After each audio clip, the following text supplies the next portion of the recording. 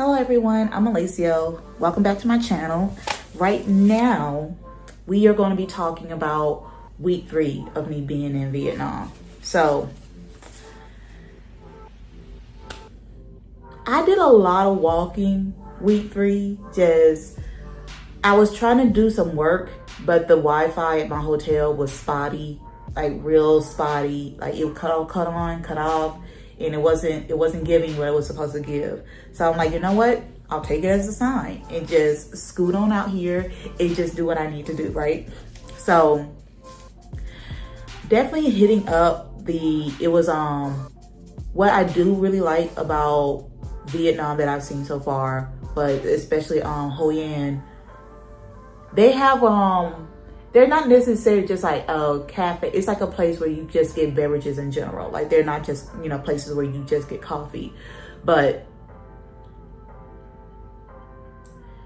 it's like you sit down and you rest. You sit down and you rest and you consume your drink. You look, you sit back, you listen to the music in the cafe. You just sit back and relax. It's not you come in and you get out type of situation.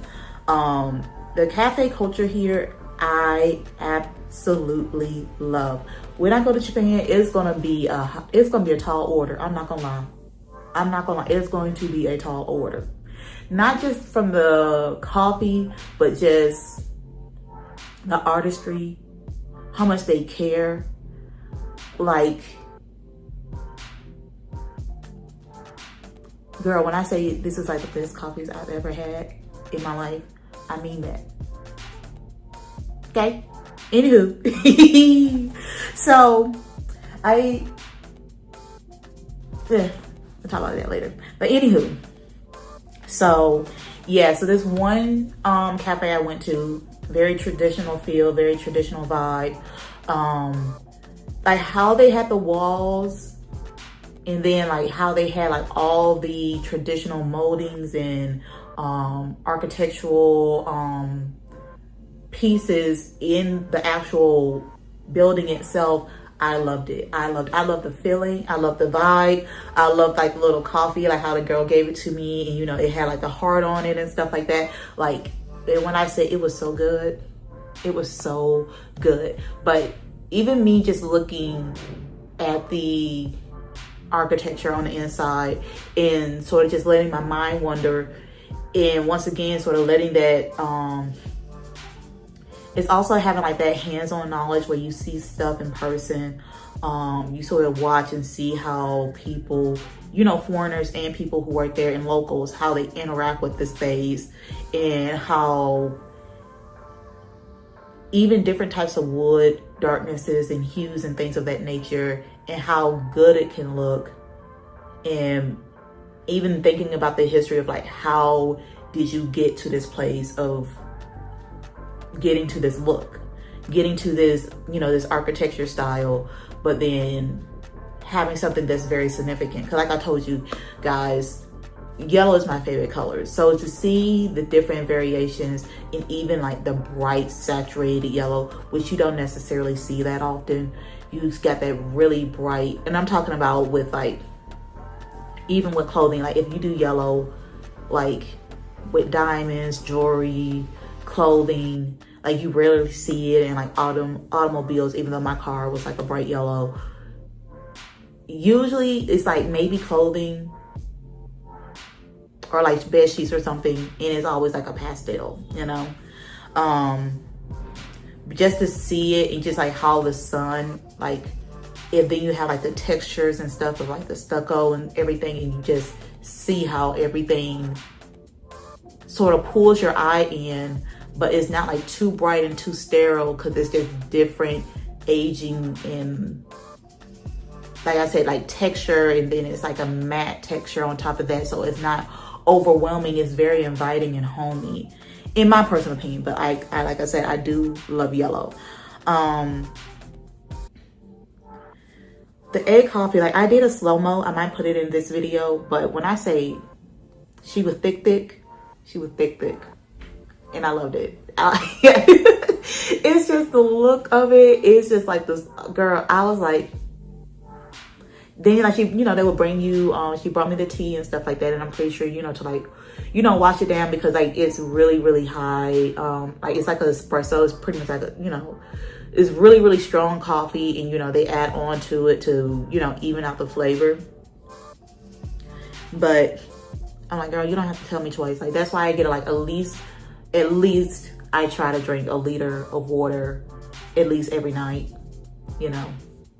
But that's something that I started to do this week, because when I say you do not want to get dehydrated, and it's sort of hard now that I see that like I travel, like I, you know, when you're, I guess, living life, or even like in the States, you're living life, right? And you go to work, you have access to the bathroom all day. If you're at home, you have the access to the bathroom. You go to someone's house, or if you leave, period, and you go somewhere, like you're going somewhere. If you're leaving your house, like you're not necessarily going to be out and about just walking around for the most part. But to pretty much be doing that every day, and I'm like, I didn't like the fact, you know, you drink or you chug a whole, you know, liter of water before you leave, and then like 2 hours later, you're looking for a bathroom. And, you know, now you gotta, you know, you feel bad or whatever, and you want to pay or this, that, and the other. So it's like I drink all my water before I go to sleep. So if I'm using a bathroom, I'm using the bathroom overnight, and I'm hydrating myself overnight, essentially. Another thing that I really did appreciate is just how Hoi An does like their accent lighting, their featured lighting, like their outs, like their when they're trying to highlight certain things with that architecture and stuff, or their interiors, and their light placement is really, really good. Even when you have like that cultural anchor with the lanterns, and how the lanterns are just, there was one place where it was like literally like the lanterns was like, you know, right in front of this yellow wall, and you know, they had like this, like, it looked like a window, but it had like lights inside of it, and then inside of that window it was like a green backdrop. So it's just like all these layers and textures that like pulls you in, and you know, with self-consciously you don't really think about it, but it makes you happy. Like it draws you in. It makes you feel like, you know, the festivities, but also you feel the long-standing culture of the area and location that you're in.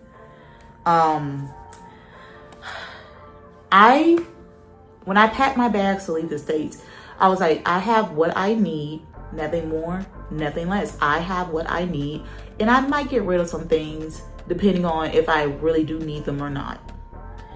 And I wasn't gonna buy no clothes. I wasn't gonna buy nothing, because I'm still in the process of losing weight, and to get into my body shape that, you know, and the weight that I want to be at. Child, this one lady, I was like, I can't even freaking deny you. So I ended up getting a bag, and I ended up getting 2 dresses, and I'm gonna show you guys. Hello everyone. So this is like my little presentation on what I got. I tried not to give in, but they got me. I ended up buying like 2 dresses, but I needed something that was going to like cover me up, especially when I was going to temples, or something that I could sort of try to leave open, and something that'll be a little bit more cute. So I do have like my, it was supposed to be like my dress up set, but you know, like the pattern that I had with like these or whatever, like now I'm getting rid of them. I mean, they was from Shein or whatever, Shein, however you pronounce it. So this is the first one that I got, 100% linen, really good material. Like even how these are wooden buttons, and like how straight and how nice that seam is, and how crisp. Like this is the inside. of the sleeve. All the buttons are the same. And it took them 24 hours to make this. Like, look at the stitching.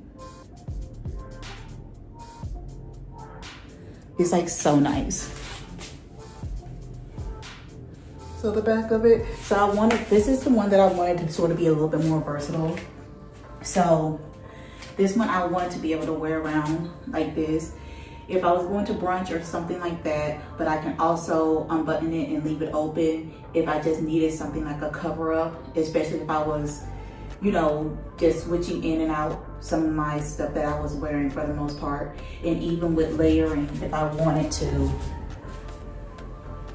which I'll probably show it, layer it with like this dress underneath it.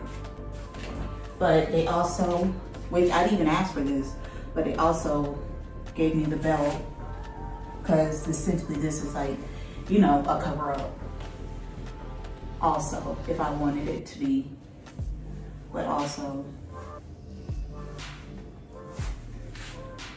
So yeah, so it's like really cute, really casual, light fabric. So if I wanted to go out, I wanted to feel a little bit more formal, then I can do that, but also still be casual.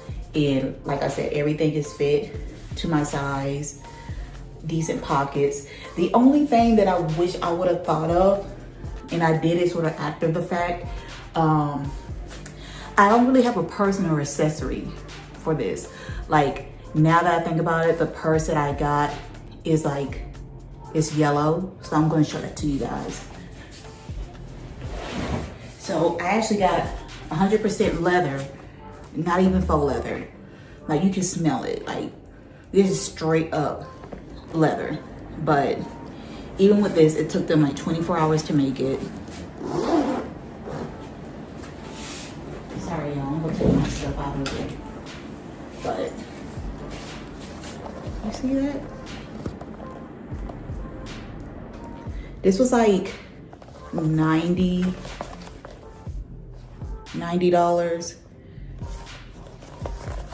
And it also gave me like conditioner for the leather and stuff like that.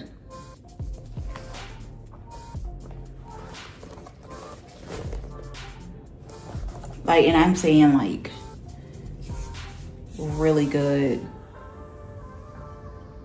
like sturdy material. And when I say, like, they was asking me if I wanted this part to be a different color, this part to be a different color, all that. But like I said, either I should have got the dress in black or maybe white, and then been able to, like, you know, put it with this. But I mean, hindsight is 20/20, you know. But anywho, oh, I know that was probably loud. So yeah, you can see it also goes all the way down. It shows a very, very little leg. Like, especially like I said, I go to places like mainly like churches and stuff like that, and I need to make sure that I can keep my sleeves all the way down, then I can do that. So, in my next one, I'm gonna try on my next dress. All right, everyone, so this is my second one. And as you can see, very flowy. It does have like this open section right here, but they sewn it shut to just give the just overall illusion. So as you can see,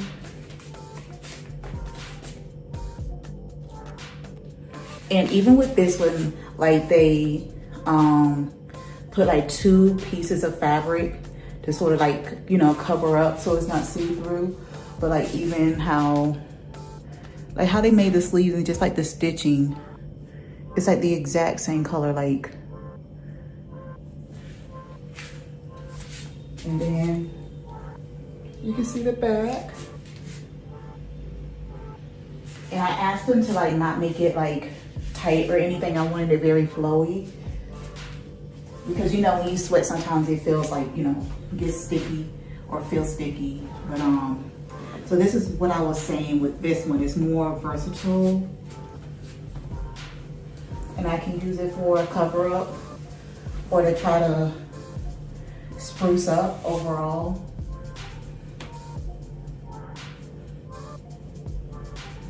And then I can like layer it if I wanted to, and actually have like full color in my wardrobe. But yeah, so this is what it is and what it looks like. Isn't it cute? So this was for both of the outfits, and they did both of them in like 24 hours. It was $109 for both of the dresses slash cover up, 100% linen, like full craftsmanship, like the belt, everything, like, oops. Yeah, I'm happy with it.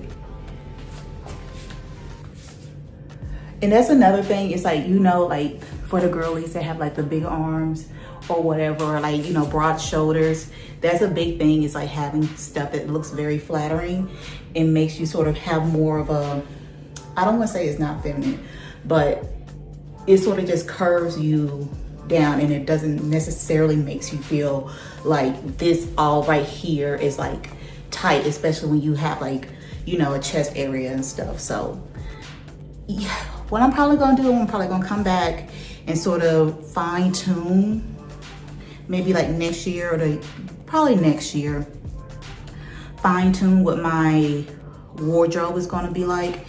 And especially me staying in very warm and tropical areas, I'm most likely going to continue to have just like an all linen type of situation going on. So I might just keep, you know, like a long sleeve shirt here or there, but I still have like the, you know, my coat, or, you know, the compressible, you know, puffer jacket. But that's what I got, that's what I bought. And you guys have any questions or who I went to, just ask in the comments and I will let you guys know, okay? Bye. See, like they're cute, right? So there's some things that I could have like thought about, you know, beforehand, but it was like sporadic. Like the lady was talking to me and I was like, sure, I'll look, and then I just got caught up. And at least now I do have two dresses. I should have, like I said, I should have got one. And then even with the one, it probably should have just been like black, maybe white or gray, so it can go with everything else. But like I said, I got the yellow purse, the, you know, the bag after the fact.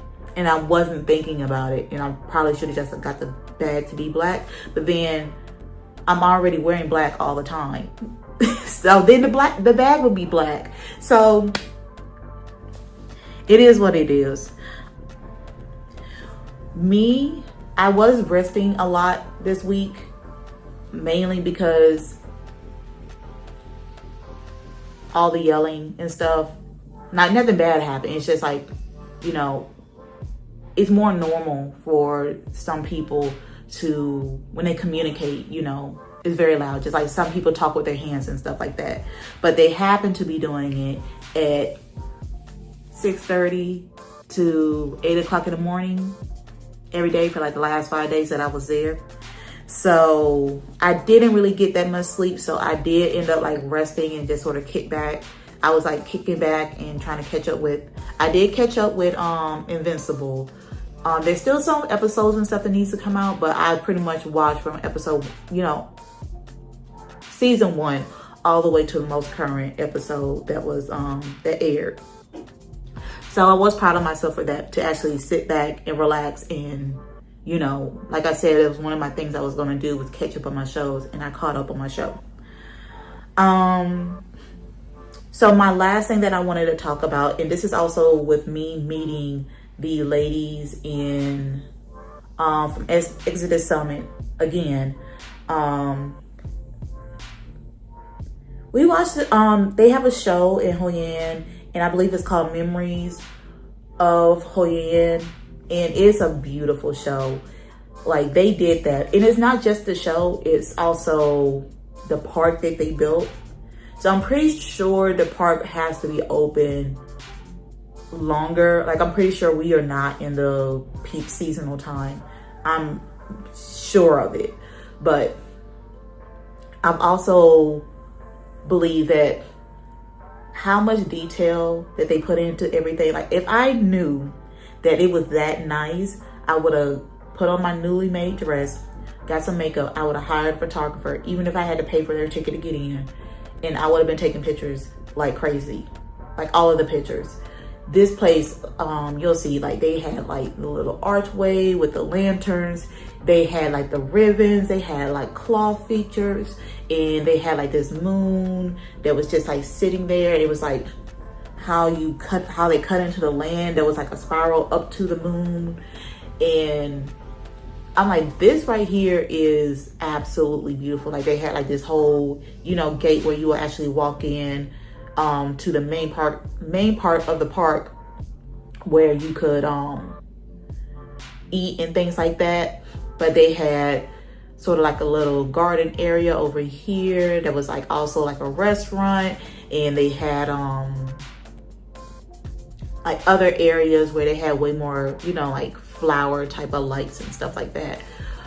We didn't make it over there because I got there maybe 45 minutes and I got captivated. Like even when I first crossed over the bridge, and there was like this big freaking tree that had like, you know, instead of leaves, it was like, you know, like lights and like lanterns and stuff like that, like that made up like the leaves or whatever. And I'm like, these people are like so creative, and they know, and you know, like in the States, you know, especially like in the cities, you have like the little pop-up picture places, like the Instagram, I forgot what you call them, but they're pretty much like little booths where you just, that they set up and you go to take pictures in these booths. You know, you just walk by and take pictures in them. But just to be immersed in just these like these lights and these ideas, and it was $20 for the whole thing. So I mean, I could have got there earlier, but like I said, I didn't know that it was going to have that much. I thought we was mostly paying for the show. The show was, like I said, beautiful. Like, you know, just like the story of Hoi An and people sort of showing, well, not sort of, but like, you know, showing and expressing, you know, their artistry and their everything from them fishing to how they eat and how, you know, the city became, you know, the city of trade and things like that. So it was nice. The lady was like, hey, I haven't seen you and stuff like but a lot of, like I said, like a lot of people was treating it like their vacation, which like, you know, some of the women, it was like it really was a vacation. Like it came from the States or came from wherever they was working. And I'm like, this is low travel for me. I need to not be doing too much, because I already know that I'm going to be going, like I said, I'm going to Japan. I will be there for 3 months, and I'm already scheduling like the museums that I'm going to, the cafes that I'm going to. Like I still have to, like I got a good list of stuff that I need to do and to produce. So all I have to do is make these type of videos while I'm here and not have to worry about doing stuff for my interior design part of my business, because I know that I am not, I ain't gonna be doing anything. I already know. I mean, I'll be probably walking like 10 miles a day, but you know, just to explore and stuff like that. But I'm so excited. So yeah, the show is beautiful.